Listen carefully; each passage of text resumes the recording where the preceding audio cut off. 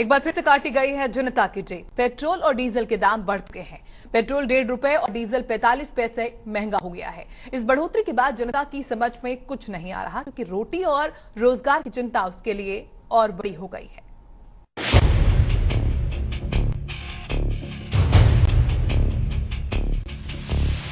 Petroleum कंपनियों का घाटा बढ़ रहा था। दाम बढ़ाने की छूट दी थी सरकार ने। पेट्रोल पहले से ही बाजार के हवाले था और पिछले महीने डीजल पर भी सरकार ने अपना आधार खींच लिया था।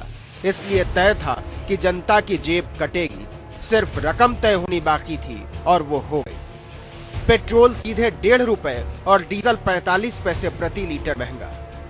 कारण बताया गया है कि पिछले 2 हफ्तों में अंतर्राष्ट्रीय बाजार में कच्चे तेल की बढ़ी हुई कीमतों की वजह से पेट्रोल पर कंपनियों को 1 रुपए 32 पैसे का घाटा हो रहा था। इसलिए 18 पैसे बढ़ाकर जेब नाप दी।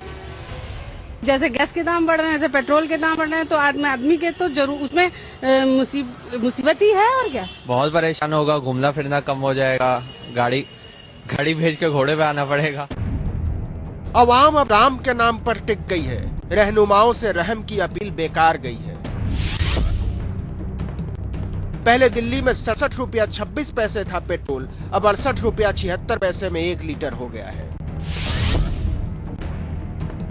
इसी तरह डीजल 47 रुपए 65 पैसे में पड़ता था दिल्ली वालों को, अब 48 रुपया 15 पैसा चुकाना होगा।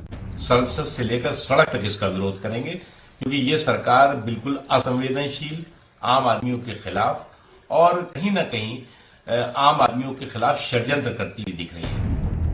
सरकार के लिए तो ये मजा है और जनता के लिए सजा। लेकिन जो भी है वो पेट्रोल के दाम को बाजार के भरोसे छोड़ने के बाद कंपनियों की अदा है।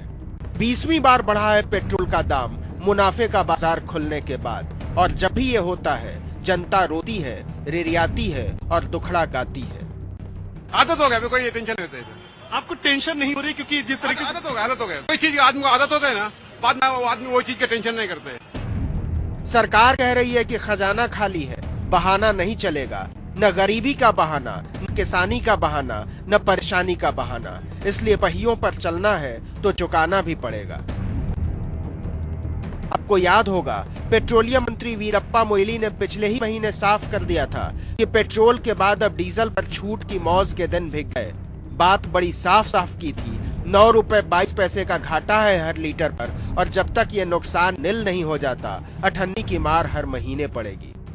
There was a decision earlier for deregulated diesel, and in pursuance to that, they have been authorized, the OMCs have been authorized to make the price corrections from time to time. सरकार तो बोल गई थी, लेकिन लोग सहम उठे थे। हालांकि तब धक्का नहीं लगा था, लेकिन अब धीरा जवाब देने लगा है। सहे भी तो कब तक और कहें भी तो कब तक। सरकार ने सुनना बंद कर दिया है। जितने शहर उतने लोग, लेकिन दर्द का रंग एक, स्याह। इससे मुक्ति जो है नहीं मिलने वाली है। और सरकार इस मामले में जानते समझते हुए भी कि इस बढ़ोतरी का परिणाम क्या होगा, नतीजा क्या होगा, ये सरकार बढ़ा रही है। उड़े हुए चेहरे और बुझी हुई रंगत। पेट्रोलियम कंपनियों का घाटा कम होने का इंतजाम तो हो गया है, लेकिन सरकार की चिंता ये है कि सहमे हुए ये चेहरे चुनाव की सियासत में उसकी सूरत न बदल दें।